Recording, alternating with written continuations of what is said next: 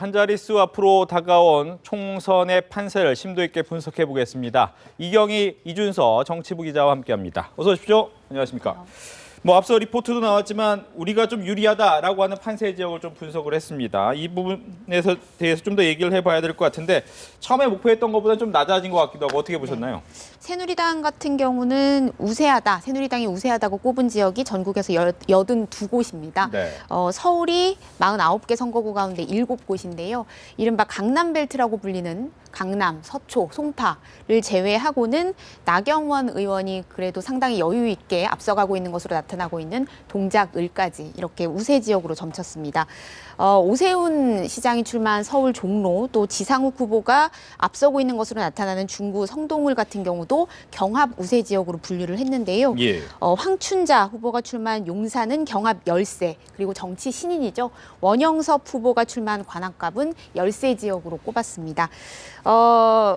그리고 이제 최대 표밭 경기를 보면요. 60석 가운데 새누리당이 우세하다고 보는 곳은 14곳인데 아무래도 전통적으로 여권 강세 지역으로 꼽혔던 성남 분당, 네. 그다음에 용인, 또 평택, 파주갑, 화성갑 등에서 우세로 점쳤고 나머지는 대부분 경합 지역으로 꼽을 만큼 경기 지역이 가장 많은 지역에서 경합을 벌이고 있다, 이렇게 분석이 됐습니다.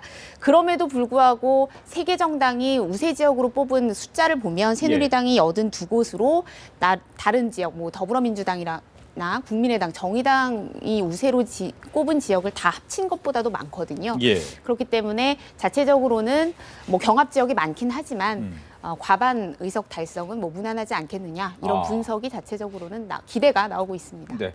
야권 쪽은 어떻게 분석이 되고 있습니까? 새누리당 쪽이 오히려 좀 더 우세 지역이 많다고 한 얘기는 되돌려서 말하면은 더민주나 그쪽 입장에서는 좀 열세 지역이 더 많다, 이렇게 해석할 수 있을 텐데요. 수도권에서 아까 방금 이경희 기자 설명한 것처럼 새누리당이 강남권이나 네. 경기 동부권, 여주 양평 이쪽이 되는데요. 그쪽에서 강세를 보이는 반면에 더민주 같은 경우에는 서울에서는 서울 강북권이나 서남권, 구로, 관악 이쪽이 되겠죠. 서남권, 그리고 경기권에서는 서남권에서 주로 우세를 보이고 있습니다. 나머지 지역은 대부분 혼전이다, 이렇게 볼 수 있는데 다만 혼전이라고 하더라도 야당은 기본적으로 지금 국민의당으로 표가 분열돼 있기 때문에 오히려 경합이긴 하지만 조금 더 새누리당 쪽에 조금 유리하지 않겠느냐, 이런 관측. 더민주로서는 위기감이 되겠죠. 이런 상황이라고 볼 수 있고요. 무엇보다 관심이 되는 지역은 야권으로서는 호남 지역입니다. 호남 지역 같은 경우는 현재 더민주와 국민의당으로 표가 좀 양분돼 있는데 이 지역 양당의 판세를 보면 더민주는 호남 28석 중에서 8곳만 우세하다고 보고 있고요. 국민의당 같은 경우는 18곳이 자기들이 우세하다라고 보고 있습니다. 예. 판세에서는 자기들의 분석에서는 오히려 국민의당 쪽 우세하다고 보는데 실제로 여론조사 결과를 봐도 더불어민주당보다는 국민의당 쪽에 조금 더 힘이 쏠려 있다, 이렇게 볼 수 있고요. 다만 이 호남권 28석 중에서도 10곳 이상은 경합 지역으로 보기 때문에 최종적으로 아직 호남 민심이 어느 쪽으로 한쪽으로 쏠렸다, 이렇게 보기는 아직은 이르다, 이렇게 말씀드릴 수 있습니다. 알겠습니다.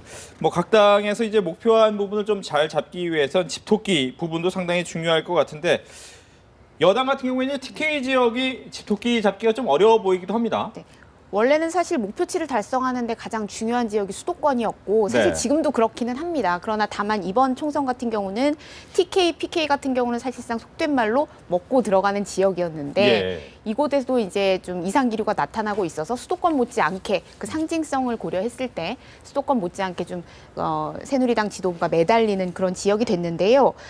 일단 그 판세 분석을 봐도 그 새누리당 텃밭으로 전통적인 텃밭인 대구 같은 경우는 유승민 의원 지역구 무공천을 한 이곳을 빼고 12개 의석 가운데 11곳에 후보를 냈는데 우세라고 보고 있는 곳이 5곳 뿐이었습니다. 그러니까 절반도 안 되는 거죠. 일단 야권 후보에게 뒤지는 곳이 김문수, 김부겸 후보가 맡은 수성을 비롯해서 두 곳이 경합 열세로 분류되고 있는데요. 더민주를 탈당한 홍의락 의원이 출마한 북구 을도 경합 열세로 그 내부적으로 관측을 하고 있었습니다. 또 주호영 의원이 무소속으로 출마한 수성을도 경합 열세, 그다음에 류성걸 의원, 유승민계로 분류되죠. 출마한 동구갑도 경합 지역으로 분류가 되면서 쉽지 않은 지금 상황이 계속 벌어지고 있는 것으로 보이고 또 PK 지역도 녹록지가 않았는데요. 손수조 의원이 출마한 문재인 전 대표의 지역구죠. 이곳은 아예 열세로 분류가 되고 있습니다. 예. 장제원 후보가 선전하고 있고 무소속 후보, 그리고 더불어민주당 후보 배재정 후보도 손수조 후보랑 비슷한 그 지지율이 계속 나오고 있기 때문에 열세 지역으로 분석이 되고 있고요. 그 외에도 부산 강서갑, 진구갑 등 세 곳도 경합 열세, 경합 지역으로 분류가 되고 있습니다. 오늘 그 중에서도 이제 관심이 가는 지역이 박민식 의원이 출마한 그렇죠. 북구 강서갑이죠. 여기 어제 오늘 공개된 여론조사를 봐도 지금까지도 엎치락뒤치락 했었는데 또 엎치락뒤치락 하는 모습, 그야말로 경합인 게 여실히 드러나고 있습니다.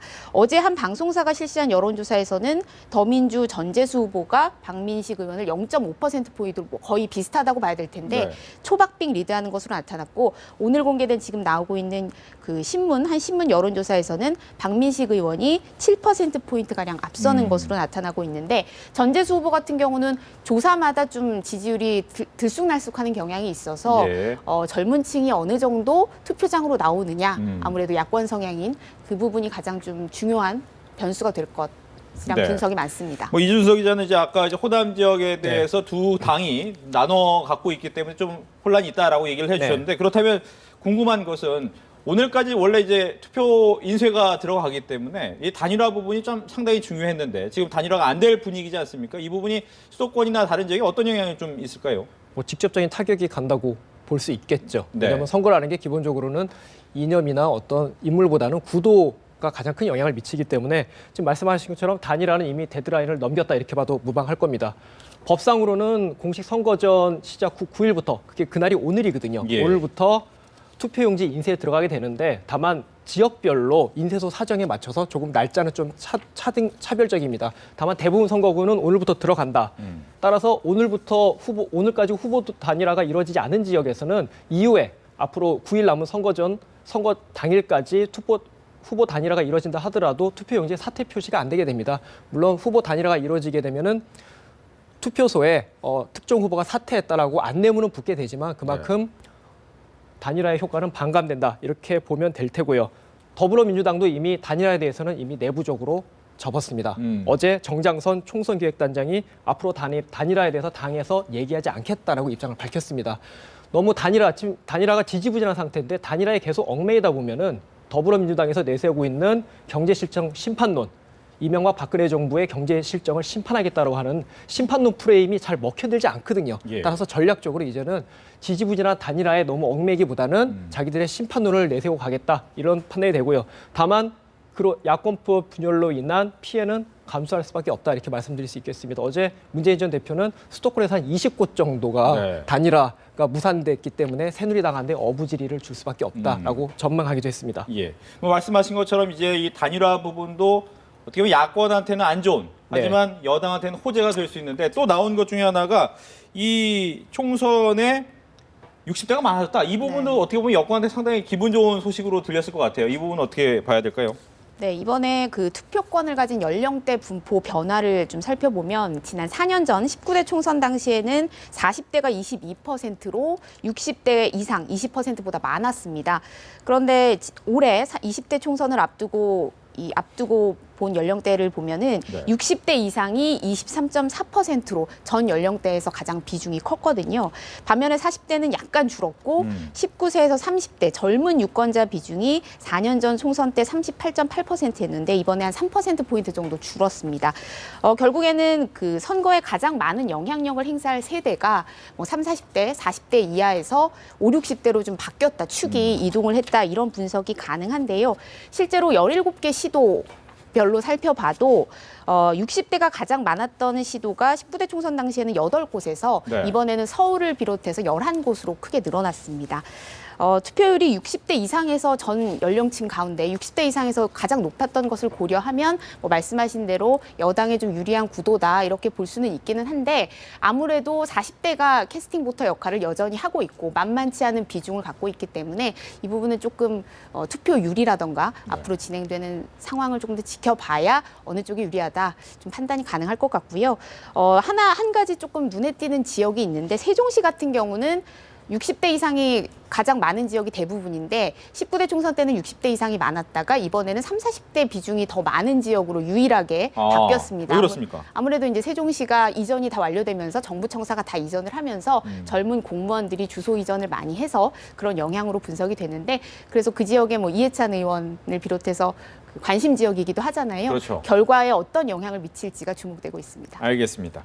이제 내용을 좀 바꿔봐야 될 것 같은데 이제 3당 대표들의 움직임을 하나하나 좀 짚어보겠습니다. 어떤 대표는 이제 목이 다 쉬었고 또 업어주는 대표도 있고 네, 뭐 앞서 보셨지만 상당히 다양한 모습의 대표들의 모습 평상시 회의하던 모습과 좀 다른 모습인데 문제는 이제 후보자들 같은 경우에는 자기 지역만 좀 돌면 되는데 대표들 같은 경우에는 엄청 많은 거리를 움직이지 않습니까? 체력으로도 쉽지 않을 것 같은데 이준석 기자 옆에 한번 따라다녀 보면서 어떤 느낌 많이 받으셨나요? 네, 맞습니다. 특히 이제 더불어민주당 김종인 대표 같은 경우는 3당 대표 중에 가장 연장자이시죠. 그러시죠. 70을 넘으셨고 이제 곧 80을 바라보시는 연세이신데 그럼에도 불구하고 체력에서는 전혀 뭐 젊은 다른 두 당 김무성 대표나 안철수 대표에 전혀 밀리지 않는 강행군을 펼치고 계시고요.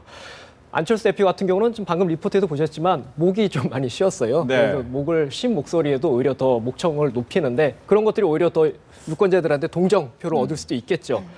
안철수 대표 같은 경우는 체력이 굉장히 강하다고 해요. 이제 발언도 최근에 노골적인 센 발언들을 많이 하면서 오히려 강철수가 됐다 이렇게 얘기를 하는데 체력에서도 강한 모습을 보여주고 있습니다. 목은 예. 쉬었지만 강한 체력으로 강행군을 이어가고 있다. 오히려 안철수 캠프의 다른 스텝진들이 더 힘들어하는 그런 모습을 볼 수 있습니다. 알겠습니다. 뭐 새누리당의 김무성 대표 같은 경우에는 어부바 얘기를 많이 네. 하면서 다니는데 문제는 최근 다니고 있는 지역을 좀 살펴봐야 되는 것이 수도권보다는 경남 지역을 간단 말이죠. 이 부분에 대해서 정말 경남이 위험한 건가라는 생각을 하게 됩니다. 이 부분 어떻게 봐야 됩니까? 일단은 부산이 좀 위험 신호가 켜졌다는 게 가장 중요할 것 같고요. 네. 아무래도 이제 김무성 대표의 지역구이고 어떤 고향 같은 곳이기 때문에 정치적인 신경을 안 쓸 수가 없는 곳인데 여기에 이제 비상등이 켜졌다 이런 얘기가 나오니까 사실은 수도권 유세에 집중을 하려고 했다가 어제 갑자기 부산으로 내려갔는데 오전까지만 해도 제주에 있었거든요. 예. 그 오후에는 제주 지역에서 이 지역은 뭐 그야말로 야권 강세 지역인데 제주가 여기서 유세를 펼칠 계획을 갖고 있다가 급거 부산으로 행선지를 옮긴 그런 모양새인데요. 그만큼 부산을 중요하게 생각을 하고 있는 건데 이른바 이 부산 서부산 지역 그리고 낙동강 벨트로 묶이는 경남 김해 양산까지 이 부분이 사실 그 새누리당에서는 어떤 그 영남 지역에서 아킬레스건이고 네. 야권에서는 조금 파고들 수 있는 지역, 야권 성향이 그나마 비교적 강한 지역으로 꼽혀왔었죠. 그런데 지금 경남 김해 가불이 다 더민주 후보가 앞서고 있고요. 그래서 새누리당 자체 판세에서도 열세로 분류가 되고 있고 그리고 이게 그 바람이 조금 서부산으로 확산될 조짐을 보이니까 김 대표가 직접 내려가서 선거를 진두지휘하는 그런 모습을 보이고 있는 것이고요. 네. 대놓고 박민식 의원 같은 경우는 다 죽어간다고 해서 내가 제주도에서 바로 왔다, 살리러 왔다. 그렇죠. 이렇게 얘기를 할 정도로 아까도 리포트에서도 보셨지만 그 큰형님 같은 모습으로 강하게 힘을 실어주는 모습을 보였습니다. 오늘은 김해, 그 열세 지역으로 분류됐던 김해에서 집중 지원에 나섭니다. 알겠습니다. 이제 김종인 대표 얘기로 넘어가기 전에 김종인 대표 같은 경우에 이제 문재인 전 대표와의 발언이 약간은 미묘하기 때문에 이 부분을 좀 들어보고 이야기를 나눠보겠습니다. 검토를 하는 거는 자유지만 모르겠어요. 광주에 출마하신 분들이 요청을 하면은 뭐 올 수도 있겠지만 현 상황으로 봤을 적에 그걸 과연 요청할 사람이 있겠나 하는 걸 좀 회의적이에요. 아니 광주 가서 분위기를 봤으면 나한테 안 물어봐도 아실 거 아니야? 어? 야당을 분열을 하고 그 분열된 야당을 가지고 선거에 임하는 정당이 생겼습니다. 야당이 분열돼 가지고서 과연 우리가 정권 교체를 할 수 있겠습니까? 네, 문재인 대표 같은 경우에 호남 민심을 잡기에 문재인 전 대표가 내려온 것이 그렇게 도움이 되겠느냐라고 얘기를 했고 문재인 대표는 여기에 대해서 뭐 그런 것 같진 않은데라는 이제 반응을 보였단 말이죠. 이 부분은 좀 어떻게 봤는지 이준석 기자. 예, 이 부분이 김종인 대표와 문재인 전 대표, 야당의 전현직 대표겠지, 제1야당의 둘 간의 어떤 균열, 갈등을 예고하는 것이냐, 아니면은 서로 사전에 미리 교감된 역할 분담이냐, 이 부분은 항상 뭐 취재진한데도 물음표로 남아있는 부분입니다. 그렇죠. 어쨌든 간에 지금 발언에서 보셨다시피 김종인 대표가 문재인 전 대표에게는 말하자면 호남에 오지 말라 이런 얘기예요. 호남에서는 반문정서, 반문재인 정서. 반문정서가 왜 생겼는지 그 실체가 무엇인지는 다들 좀 애매모호하지만 어쨌든 반문정서가 있다라고 전제를 한다면 문재인 전 대표는 호남에 오지 마시라. 그게 선거에 도움이 된다라는 얘기를 한 거고요. 문재인 대표는 그렇지 않다. 내가 호남에 가는 것이 도움이 된다라고 얘기를 한 겁니다. 어떻게 보면 호남 선거 전략을 바라보는 시각의 차이일 수도 있고요. 반문 정서를 어떻게 해석하느냐 그런 부분에서 차이가 있을 수도 있는데 취재진들은 조금 더 전략적인 어떤 공감대, 물밑 역할 분담 쪽이 아니냐 이런 해석이 조금 더 우세하다고 보면 되겠습니다. 지금 말이 약간의 엇박자는 나지만 그거 역시도 어떻게 보면 역할 분담한 상황에서 나왔을 발언일 것이다 이렇게 예상을 하는 건가요? 네, 그동안 왜냐하면 문재인 전 대표와 김종인 대표가 동선도 보면은 약속이나 한 것처럼 엇갈리거든요. 그렇죠. 김종인 대표가 호남, 물론 김종인 대표 수도권을 가면 같은 수도권 유세를 하더라도 문재인 전 대표는 또 수도권의 다른 지역을 가고 소위 랑데뷰라고 하죠. 만나지 않도록 하고 있거든요. 또 메시지에서도 김종인 전 대표는 시종 경제 문제를 언급하지만 문재인 전 대표는 조금 민감성의 민도가 높은 정치 이슈에 대해서 발언을 합니다. 이런 동선이나 메시지 관리에서도 엇박자를 냈는데 이 부분도 역시나 역할 분담이라고 한다면 호남 방문, 호남권 유권자들을 상대로 한 전략에서도 조금 서로 저도 롤을 나눈 거 아니냐 이런 해석도 가능하다고 봅니다. 네. 문제는 뭐 그만큼 호남 지역이 더 민주에게서는 필요한 지역인데도 불구하고 국민의당의 분위기가 만만치 않다라는 것도 이제 반영이 된 부분일 텐데 호남 지역의 현재 상황은 어떻습니까? 정말 말 그대로 더 민주가 확실한 약세를 보이는 것인지 아니면 역전의 가능성이 좀 남아 있습니까? 그것도 여론조사마다 또 오락가락 좀 합니다. 왜냐하면 네. 지난 금요일에 발표된 갤럽 조사를 보면 국민의당 지지도가 30%, 그래서 호남권의 지지 30%라서 더민주의 지지도 27%를 앞섰다 이런 보도가 나왔고요. 예. 이것이 과연 호남권의 반문재인 정서 때문이냐, 아니면은 김종인 대표가 최근에 호남 가서 한 발언들, 호남 대망론이라든지 호남 뿌리론 등이 올해 역풍을 불러온 거 아니냐 이런 해석이 좀 엇갈릴 수는 있는데 네. 어쨌든 간에 국민의당이 호남에서 더 기세를 선두를 잡았다라는 해석이 나왔는데 또 오늘 나온 리얼미터 조사를 보면 지난 1일이죠. 1일 일간 조사에서는 오히려 더 민주당이 국민의당을 앞섰다 이런 보도가 나옵니다. 아직까지 호남 민심이 어디 쪽인지는 잘 모르겠습니다. 정확하게. 각 당이 더민주와 국민의당이 분석하는 자체 판세 분석에서도 좀 절반씩 이렇게 어떻게 나눠 가졌다 이렇게 볼 수 있는 상황이고요. 다만 선거전 막판과 아직 9일, 8일 남은 선거전 끝까지 호남권 유권자를 둘러싼 두 당의 신경전은 벌어질 수밖에 없는데 이게 단순히 호남권 유권자만을 녹화한 게 아니라 결국은 새누리당과 일전을 치러하는 수도권에서 호남 출신 유권자들의 결정에도 영향을 미칠 수 있기 때문에 이 부분이 결국은 막판까지 야권의 주도권뿐만 아니라 선거 판세 전체를 결정하는 주요 관전 포인트다 이렇게 말씀드릴 수 있겠습니다. 네. 안철수 의원 같은 경우, 안철수 지금 공동대표 같은 경우에는 전국을 다니고는 있지만 뭐 이경희 기자께 잠깐 질문을 드리면 노원 지역에 이제 본인의 지역구를 가지고 움직이고 있는데 이준석 어떻게 보면 후보하고도 만만치 않은 대결을 벌이고 있기 때문에 여기서 또 어떻게 보면 발목 잡힐 수도 있지 않느냐 이런 얘기도 나와요. 그럴 수도 있죠. 그런데 이준석 후보 같은 경우는 상대적으로 마음이 편한 상태에서 지금 선거에 임하고 있거든요. 예. 본인이 선거 직전에 이제 출마 결심을 할 때 그 무렵에 이제 기자들한테도 나가서 떨어진다고 하더라도 나는 잃을 게 없다. 앞으로 뭐 다음 총선에 나가도 되고 그 다음에도 나갈 수 있고 뭐 자신감의 표현이기도 한데요. 그 지역에서 야당을 이길 수 있는 사람은 나밖에 없다. 이런 자신감의 표현이기도 한데 아직 나이가 어리기 때문에 젊기 때문에 그런 자신감을 가지고 이제 뛰어들었고 그럼에도 그 종편 채널 뭐 스타로서 높은 인지도를 바탕으로 지지율도 상당히 기대 이상으로 나오고 있는 상황이어서 상대적으로 좀 여유를 가지고 마음 편하게 떨어져도 잃을 거 없다. 된다라고 생각하고 있기 때문에 네. 선거에 임하고 있거든요. 그런 상황이면 당연히 안철수 후보에 비해서 안철수 후보가 더 쫓길 수밖에 없는 것이고 이런 것이 선거 분위기에도 상당히 선거 분위기도 많이 좌우하고 있다고 분석이 됩니다. 알겠습니다. 이제 끝으로 한 가지 더 남았는데 이제 뭐 제가 이제 이슈 브리핑을 하면서도 나왔지만 권은희 후보 같은 경우에 보통 자신을 알리기 위해서 이제 여러 가지 포스터를 만들긴 하는데 이번에 좀 과했다라는 생각이 들 내용을 만들었습니다. 뭐 유명 드라마를 좀 패러디했다라고는 하지만 국민의당 자체에서도 좀 이건 심했다 이렇게 평가가 나오고 있죠. 네, 이게 좀 왜냐면 전략적인 부분이거든요. 전략적으로 표에 마이너스 된다면은 뭐 당연히 그쪽에서도 좀 사과 멘트로 나오겠죠. 이분이 권은희 의원 좀 헷갈릴 수 있는데 새누리당의 권은희, 새누리당을 탈당한 대구의 권은희 의원이 있는데 동명이인입니다. 이제 그렇죠. 광주의 권은희 의원인데 이분은 새정치연합, 더불어민주당에서 탈당해서 이제 국민의당 후보로 이번에 출마를 했고요. 지금 말씀하신 것처럼 이 포스터를 보시면 박근혜 대통령과 밑에는 포스터 밑에는 또 다음은 국보이 너다 이렇게 해가지고요. 예.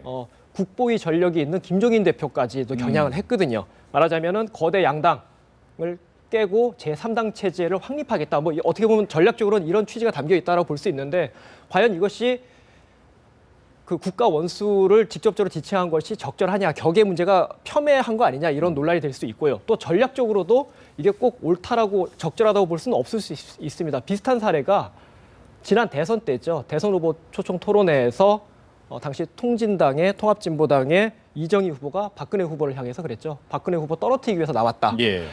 근데 이 부분이 통진당뿐만 아니라 당시 같이 후보로 뛰었던 민주통합당의 문재인 후보한테 오히려 또 타격을 줬다. 이런 분석이 나오거든요. 과연 권은희 후보가 국민의당 후보긴 하지만 이런 어떻게 자극적인 포스터나 발언들이 야권 전체한테 오히려 마이너스 효과를 날 수도 있기 때문에 어떻게 보면 좀 전략적으로 오버한 거 아니냐 이런 평가가 나옵니다. 알겠습니다. 이렇게 해서 정치권 이슈 2명의 정치부 기자와 함께했습니다. 오늘 얘기 잘 들었습니다.